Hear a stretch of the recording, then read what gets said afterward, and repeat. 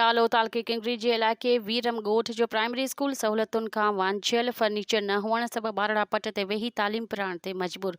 School जी इमारत जो कमु ठेकेदार अध में छॾे हलियो वियो। टाउन कमेटी प्रियालो जे वार्ड नंबर 1 जे प्राइमरी स्कूल वीरम ॻोठ में टाउन कमेटी प्रियालो जी चेयरमैन सैयद जुमन शाह स्कूल जो दौरो कयो। स्कूल जे मसइलनि बाबति उस्तादनि सां मालूमात वरिती। उस्तादनि ॿुधायो त फर्नीचर, क्लासरूम ऐं ॿियनि बुनियादी सहूलियतुनि जी खोट सबबि इलाइक़े जा ॿारड़ा स्कूल जे अहाते में पट ते वेही तालीम पिराइण ते मजबूर बणियल आहिनि।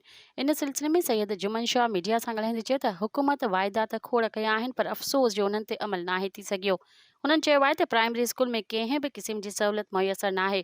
हुन वधीक चयो त स्कूल में फर्नीचर समेत ॿारड़नि लाइ पीअण जो साफ़ पाणी, वॉशरूम जी सहूलियत बि नाहे, जंहिं करे ॿारड़ा तमामु घणी ॾुखियाईनि खे मुंहुं ॾियण ते मजबूर थी विया आहिनि ऐं सही नमूने तालीम बि नथा हासिल करे सघनि। हुननि आला इख़्तियारनि खे अपील कई आहे त मुआमरे जो नोटिस वठी स्कूल में घुर्बल सहूलियतूं फ़राहम करे इलाइक़े जे ॿारड़नि जो मुस्तक़बिल ऊंधाउ थियण खां बचायो वञे।